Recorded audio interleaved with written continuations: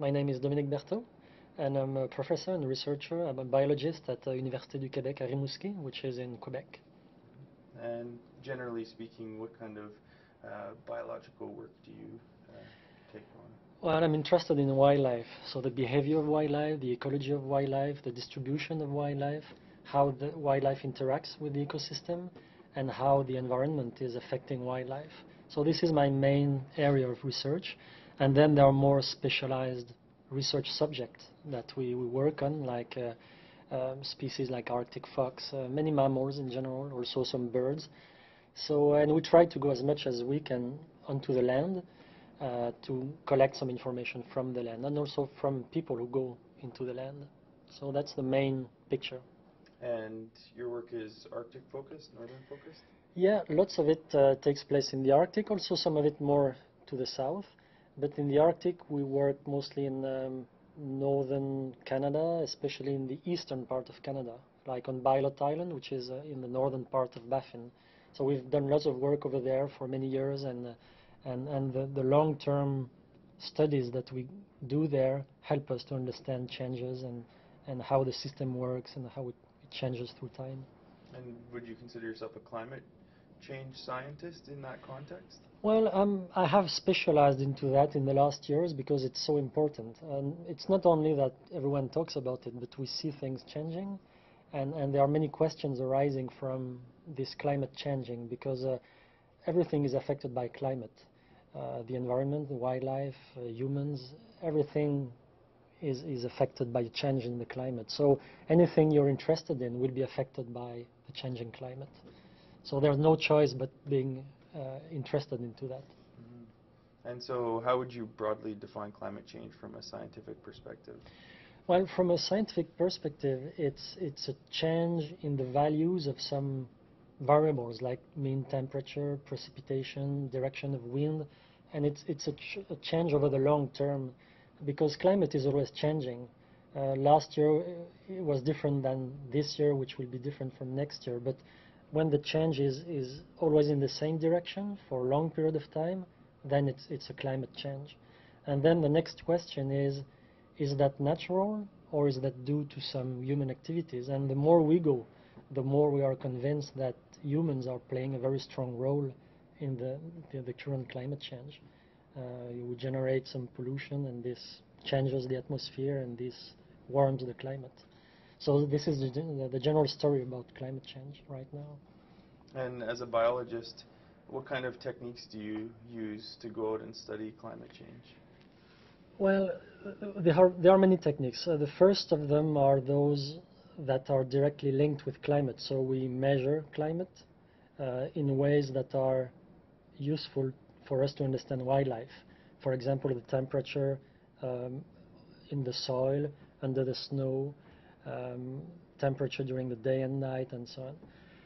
But the second thing, of course, is that we take lots of time to study the wildlife itself, the movements of wildlife, where they go at different time periods, what they eat, how the populations change through time. Are there more animals, less animals?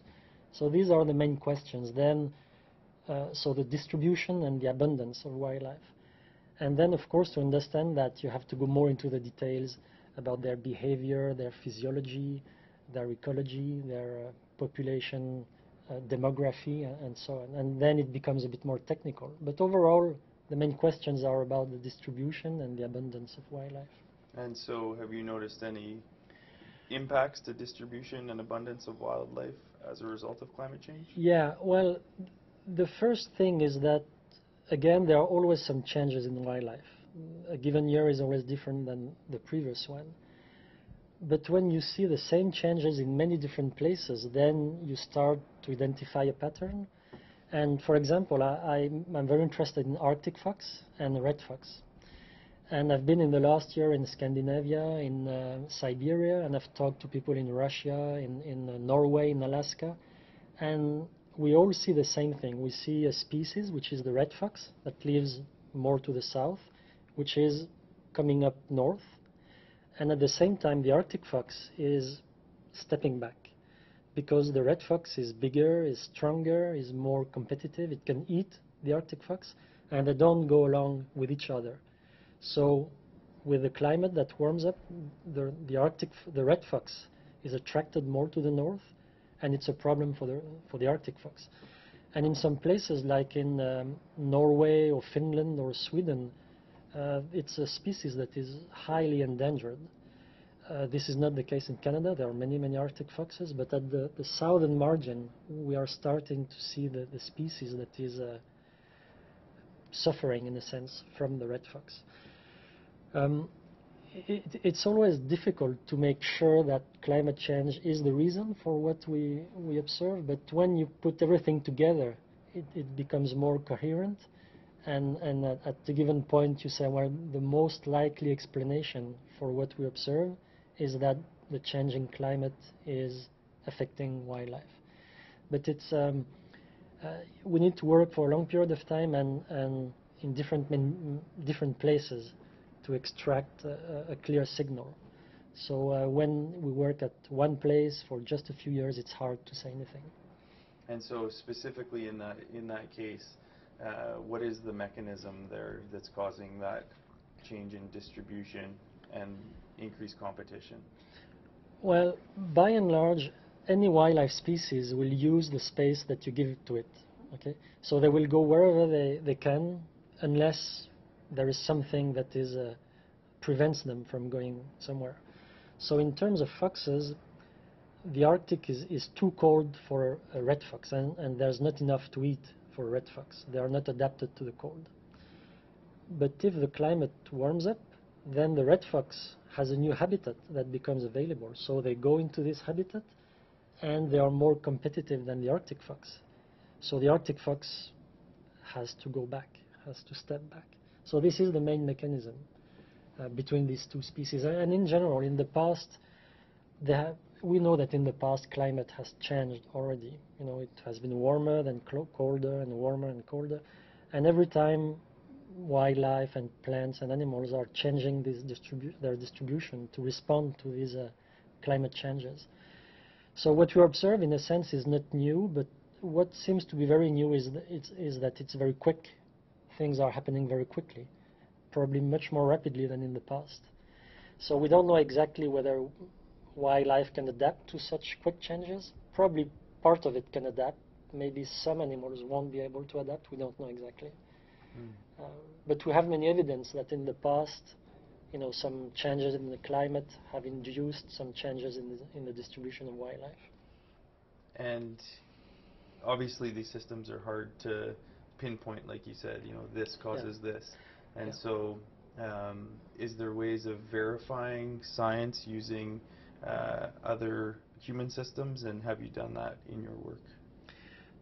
Well, as I said, I think it's hard to do some experiments. So in science, the best way to verify something is to do an experiment. So you change a factor and you look at the response of the system that you study.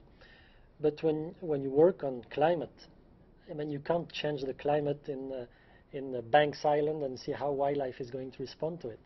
So we can't do that. So the other way to go is to accumulate lots of information from many places and for a long period of time. This is the best way to go. And now we are starting to have this information and to see these patterns emerging.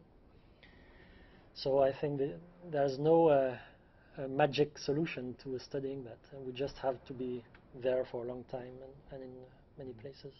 I was just curious, more specifically, you had mentioned kind of trapping records and some of those kind of community-based information systems that can help to enhance the work that you're doing, and have you explored those as part of that kind of general information gathering?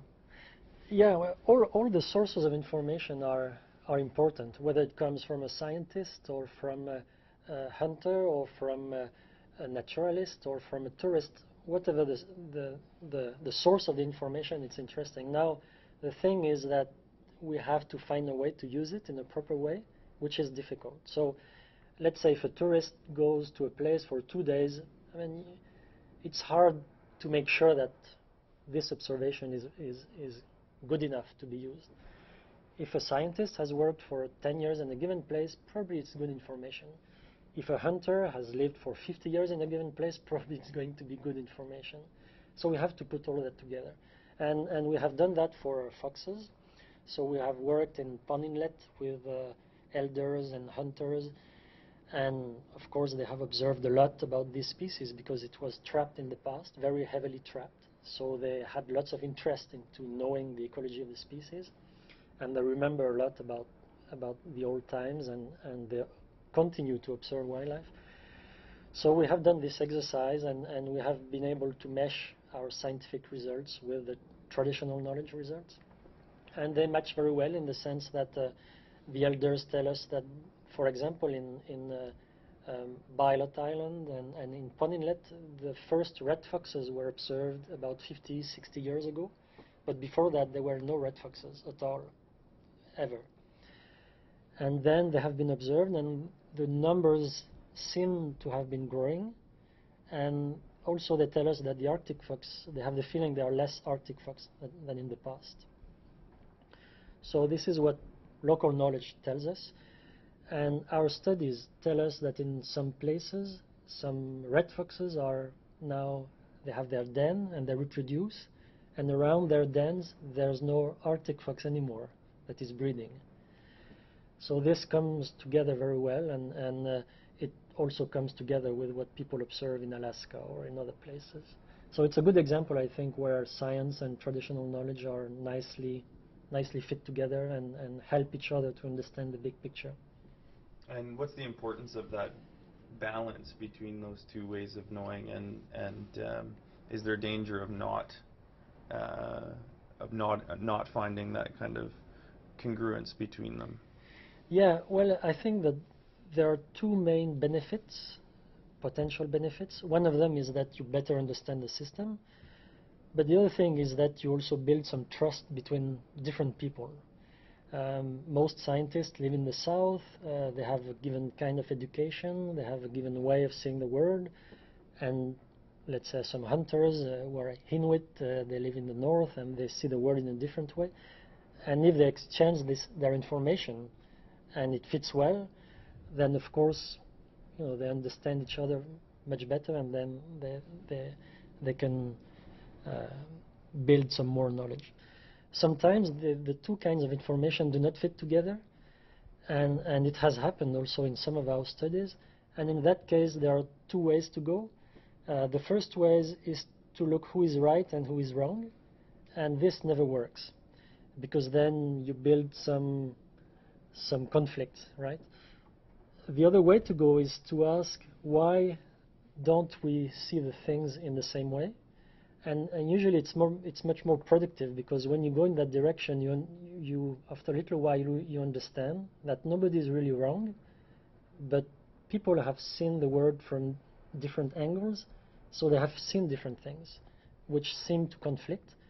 But when you dig into it, then sometimes you realize that it's not really a conflict. It's just that you have seen different things. But it's not always easy, but I think it's really the way to go. And the other thing which is very important is that everyone, including scientists or hunters or elders, in the very beginning must accept that sometimes you can make mistakes. I mean, all humans can make mistakes. And if you start on that ground, it's much easier then to understand each other and build a common knowledge. So these are the main things I have learned in the last few years while trying to integrate these different kinds of knowledge. Yeah, it strikes me as a lot of people are starting to move in this direction. Yeah. And sometimes there's a lot of lip service around traditional knowledge, and you see it in the funding proposals. If you want to work in Nunavut, you have to write it up like that. And then there's those people like yourself who seem to be really doing it, and I think that's hopeful and really important to give it that standing that it deserves. Yeah, and there are also, what I've noticed is that sometimes some scientists are very interested in collecting some traditional knowledge, but they don't necessarily know exactly how to do it. So if you go in a community, talk to a couple of people randomly, and then consider that this is the knowledge, of course, it won't work. You have first to know who are the people who have the knowledge, and then talk to many of them, and then gather people and see how the overall picture is emerging from the different interviews and so on. And I suppose that there are different ways of doing it, but I think it requires some time and investment, and especially the time to know people. Build relationships. Build relationships, yeah. So you've worked with a lot of different species, and I'm curious, terrestrial land mammals, we've been hearing a lot about polar bears, and have you done any polar bear research? No, I've not done any polar bear research. I have done some analyses of many reports on polar bears because I'm part of a committee on endangered species and things like that. So we often have to deal with these species, but I don't know it. I've not studied on the land. Mm-hmm. And it's a controversial one for sure. Yeah. And yeah, I'm curious if you have any thoughts about that controversy, and we certainly have, in the U.S. it being listed as an endangered species, and it has huge ramifications for people in the north. And I'm just curious if you've kind of chewed on that debate and what your thoughts are. Well, there are different things for the polar bear. One is that there are some very strong interests in the north, but also in the south, because it's a species that attracts lots of political attention. So, of course, when there's lots of politics, the ideas quickly polarize, and both sides exaggerate the reality. So some people say there's no problem with the species, and others say the species is disappearing, and none of that is true. There are some populations which decline, some which increase, some we don't know. Some of them are affected by climate change negatively, some are not, or maybe are positively. So it's a complicated story, and it's sometimes tempting to paint it with a big brush and say, well, here is what's happening within 2 sentences, and this doesn't work. So that's the first thing. The other thing is that there's lots of information available from different sources, and there are some, as I said before, some different angles to look at the polar bear biology. So when you live in a community and you see some things, when you go far on the sea ice, you see different things. Depending on the methods you use, you might see different things. So I think these complications and the political ramifications build up some potential conflicts that we see. Well, this is how I see it. Mm-hmm. Yeah. And how about maybe grounding it more in your work? What other species have you worked with that you deem to be affected by climate change? There are some less spectacular aspects of the ecosystems, like the plants. The plants grow up a bit more quickly now in the summertime, so there's more production of vegetation because of the warmer climate. So this is something that seems to be pretty obvious now, which is not that spectacular, but it has some strong implications on the working of the ecosystem. Now there are many changes that we see which sometimes are hard to it's hard to make sure that it's because of climate change, but I think in 10 years or 20 years many things will become more obvious. But I think one of the main observations is these southern species coming north, and also in the south, in the mountains, we see species going up along the slopes as the climate warms up, which is easy to understand actually, but it's quite spectacular to be able to see it and to measure it within a human life, which it means that it's very quick. Mm-hmm. And so if people on the land are observing new plant species, new animal species, new insect species, that would be consistent with the science that governs these systems. Oh yeah, sure, that's for sure. Yeah, it's very consistent, because this is exactly what we expect, and this is what has happened in the past when climate has changed. So yeah, species are moving are reaching some new places. Those that are adapted to the cold, of course, they have to step back. So the same in the south with the penguins, for example, it's the same thing. One of the things that has been documented is also species shifts, polar bear and grizzly hybrids. And I'm curious about that story and what that means scientifically and how that relates to this conversation. I'm not sure it means that much scientifically. When you see a couple of hybrids, or you see a bear drowning, or you see a bear eating its cub, or things like that, I don't think it means very much, because only the accumulation of facts means something. Otherwise, when it's just one or two observations, it doesn't mean too much to me, because wildlife, wild animals are like humans. I mean, you can always find someone who will do something weird. It doesn't mean that there's something important changing in the society. So it's the same with wildlife. When you just see one thing, and of course, it's tempting to relate every detail to climate change, but I think we should resist this temptation and just be a bit more prudent and make sure we have many facts before. But of course, sometimes you see something that fits so well into what you would predict that it supports a story. How about the limitations of science? I was just reading in Canadian News North or whatever it is, the bowhead. Yeah. The miscalculation scientifically. Yeah. They estimated the Baffin Bay population at 300. For many years, hunters in Nunavut have not been allowed to harvest traditional harvesting of the bowhead, and that population was recently assessed at 14,000. Yeah. And just the limitations of science when dealing with wildlife. Yeah. What are your thoughts? Well, of course, there are some limitations, and I'm a scientist, and I can be wrong, and my father is a hunter, and he can be wrong, and anyone I cross in the street can be wrong, so any human can be wrong. So, and sometimes when you work, especially in the Arctic, there are some limitations in what you can do, so you can make mistakes, that's for sure.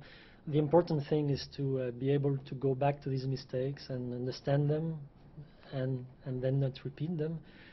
And then when you do some science, you have to try and figure out what are the limitations on your numbers and so on. So it's no surprise that sometimes there are some mistakes, I think. And I like that idea, the relativistic universe that we live in, right? You have different perspectives, you have different sight lines. Yeah. And just trying to recognize the importance of the diversity of opinions that exist out there, and holism means respecting all those sight lines. Yeah, of course, yeah. And there's always some pressure not to be wrong for anyone. So of course you always try to defend what you have said or what you have done, and it's just part of human beings. But everyone has to accept that sometimes you can be wrong. So I think it's the story is that simple, but then it's not as simple to accept when you face such a situation. But, how about birds? You're working with birds in the Violet Islands, sir? Yeah. It's not that different from mammals or from other wildlife. So they need some food. They need to stay warm, and when the climate changes, there are probably something that is going to change and that is going to affect their behavior, their distribution, their numbers, and so on. And we've been hearing stories about ravens, and I'm curious if you've done any work with ravens. No. And I don't know much about the stories about ravens. What I know, though, is that it's a species that is amazing because it can adapt very quickly to new situations. It's a very clever species, which is in many different places in the world. And so I suppose that they are able to adjust very quickly to some changes in the environment. But I don't know much about them in the Arctic. Okay. And I think adaptation is what it really comes down to. And when we're talking about climate change, we have animal adaptation, but we also have human systems in the Arctic that adaptation becomes crucial for all living species. And I'm curious what your thoughts are on the principles of adaptation and kind of where things might be going in that context of animal. Well, adaptation, if a species was unable to adapt, it wouldn't exist, right? So all species are able to adapt, but they are able to adapt to a given degree of change. So if the change is too fast or too big, maybe a given species cannot adapt. Now, which species can adapt to the current climate change? Which species cannot? It's hard to tell. But those species which are the most specialized to their environment are those that will find it harder to adapt. And also a species that can reproduce very fast probably can adapt faster, because there are some genetic changes, some evolution in the species that can happen very fast. For example, I studied with some colleagues squirrels in the Yukon, and we saw that there were already some genetic changes in the populations because of climate change, most probably. And we know that squirrels breed very fast. Every year they have many young. So it's a species that probably can adapt fast. But the polar bear does not have many young every year, so it's much harder for a polar bear to adapt to a new situation. So the species differ from each other, but they all can adapt to a given degree of change. And talking about adaptation, you have kind of the scientific study of it, and then you have the political layer on top of that, and how adaptation is valued in terms of different statuses in law and regulation. And I'm curious how that translates and how the legal system fits with the science, which fits with our understandings of the world. Yeah, what do you mean that, I'm not sure I understand very well, do you mean that the way we manage, for example, the wildlife also has to adapt? The institutions? Perhaps, I didn't necessarily, that's an interesting line of thought for sure, and I guess in the back of my mind I'm kind of thinking that, it's kind of rigid when things are moving that quickly. But that's a good point, because the way we do things, or the way we are used to do things, and our institutions have to adapt. That's for sure. And this is part of social science and politics. And I don't know exactly how things work, but of course, if you've always done things in a given way and what's around you changes, then you'll have to change the way you do things. And sometimes there are some habits and some structures and some institutions that resist change, which can be a problem. Yeah, I was thinking, when I actually posed the question, I was thinking about the specific designations. How you get an endangered species versus, a threatened species versus, and how that fits into the science of what you do. Well, I know that quite well, because I'm part of some of the committees that deal with that. And in Canada, and I think in many other countries, every species has to be assessed every 10 years, so once per decade, or more often if people think it's required. So when you assess a species, you gather all the knowledge about the species. Let's say polar bear. You gather all the scientific traditional knowledge about the species as much as you can, and then you try to say, well, what are the reasons for this species to be of special concern, endangered, threatened, and so on. And there are some very clear rules to decide in which box you should put the species. So you follow these rules and then assess the species and recommend that it should be of special concern or threatened or endangered. And these are different levels. And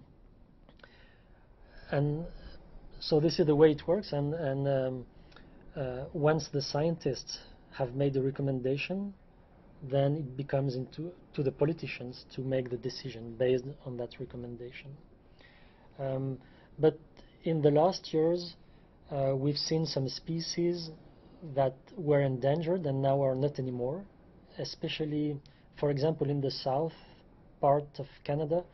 One example is a flying squirrel, which was of special concern, but with climate change, this species now is better than it was, because it was limited by the cold during the winter time. So now the species is off the list because it's better for the species.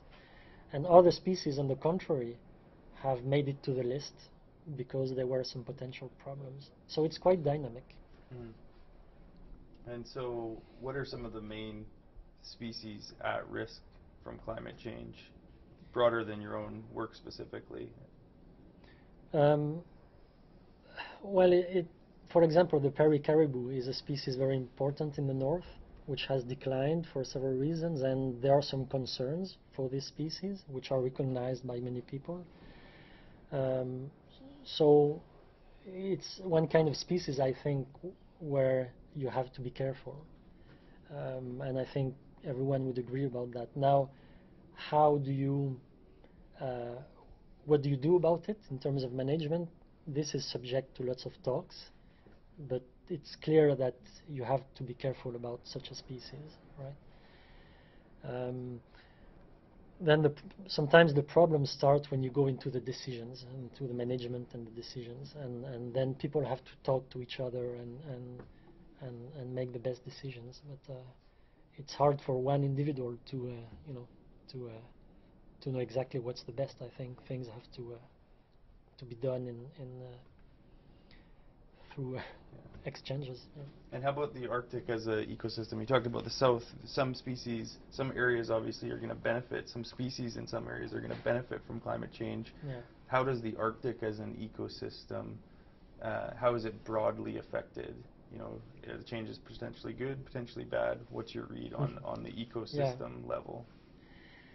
It's always it's a difficult question because there is always some good and some bad. For example, some species might suffer from climate change and others might benefit. Now, how you value these changes depends on many things. If you have a lifestyle which is negatively affected by climate change, of course you will value all this as negative, but some other people might value this as positive. I think by and large we are afraid of changes for good reasons, because we don't know how these changes will affect us. But there is always some positive and some negative. Maybe we could go into some examples here, sure, but I have to think about some. Yeah. Yeah. I guess sea ice. Yeah. We're looking at major losses in sea ice. I think it's irrefutable. Yeah. You know, how does that shape the ecosystem from a wildlife perspective? Well, we have to come back to the polar bear. The polar bear is dependent on sea ice, and if you lose too much sea ice, it's very bad for this species. So it's a clear example where, I mean, the change is going to be bad for a species in the long term. But some other species will benefit from it. Some species which need more open water will come more to the north and benefit from that. So so it's a good example where there will be some costs and some benefits of such a change. Mm-hmm. Yeah. Now, we could probably try to think of some species, but there are some, for example, some seals that live more to the south that probably will make their way more to the north in the long term, most probably. Is there anything grounded in your own work that you're interested in sharing with respect to climate change that you think is important? Well, we've covered a lot already.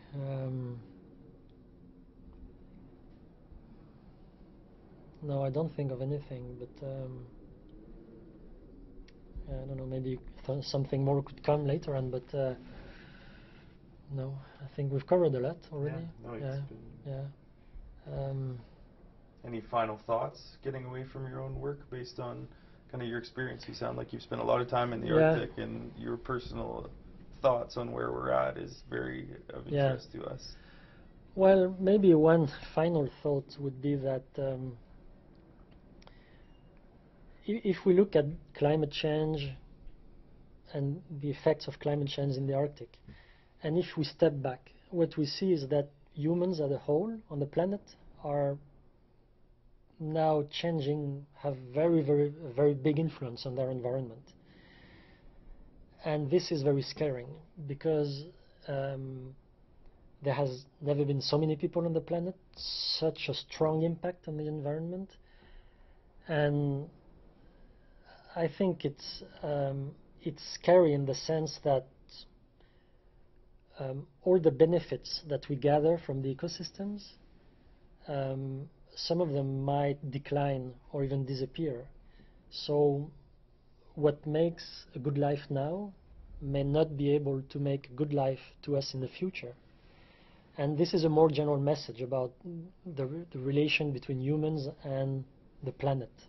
But we really have to always go back to that when we think about a particular situation, let's say climate change in the Arctic. I think I have 3 young kids, and I mean, it's worrying for the future. Even if there are some costs and benefits that you can analyze at a small scale, the overall picture, I think, is very scaring. So the stories that the Inuit have in the Arctic I think are powerful because they can show to many other people in the world that things are changing for real now, and we'd better think about it. And what's difficult now with the global changes is that an action that you have far from here has some effects here and in other places in the world. So, you know, in the past, if you did something wrong, then you would pay it immediately, and so you would then not do it anymore. But now you do something wrong and you don't really see the cost, because it can be on the other side of the world, and maybe in 50 years from now. So we really have to change the whole way we think about our life, and I think this is the main message. But it's going to be hard to go through people, but I think the work you're doing will help in that sense. So I think this is the main message. We just have to change the way we deal with our environment. Yeah. That's great. Yeah, and so when I start my car in Rimouski, I mean, I have to think about that, and I do think about it, but still, I mean, I need my car, so it's hard to change. And what kind of global changes? You know, you're a professor, you deal with students, you deal with young people. What kind of changes do we need to implement to see this thing through? Well, there has been a few years ago, 5 years ago now, a very big report, like, you know, the IPCC report, something as big as that in terms of ecosystems and biodiversity, but nobody has heard about it because the thousands of scientists who worked on it spent all their money working on it and none sharing their findings. You're talking about the Millennium Ecosystem? Yeah, so that's the Millennium Ecosystem Assessment, which is not very well known. But what this report says, and I think it's going to be more and more important in the future, is that the services that the ecosystems give to us are declining. And in the last 50 years, we have had lots of gains in destructing the world, in a sense, because we have taken all the wildlife, all the wood, all the water, and there has been lots of benefit to it. But now we are going to the end of that easy part of life, and now we are facing the limitations, and so there's less clean water, there's a climate that is changing, there's less fish in the ocean, there's more pollution everywhere, and so on and so on. And all these problems, we are going to pay them for sure. So we have to change the way we live. But the answer to that probably is that all these costs, these ecological costs, have to be built into the economy. So when you take a plane and you go somewhere, in a sense, you should also pay for the cost of changing the climate. But of course, it's very difficult Nobody knows exactly how to do it. And there's lots of resistance to do it. But this is the only way to go. We have to put into the economy the environmental costs of our activities. And sometimes it's done at a small scale. So you buy a bottle of water, well, you have to pay for the recycling of the plastic, right? So this is a first step. But this philosophy should now be implemented globally. And I think this is what will change the world, because then we will have to pay immediately the long-term costs of what we do. But doing it is very difficult, and still it's the only thing we can do. So I think it will be done, but maybe I won't see it. I don't know. Yeah. Cool. Well, thank you. Yeah.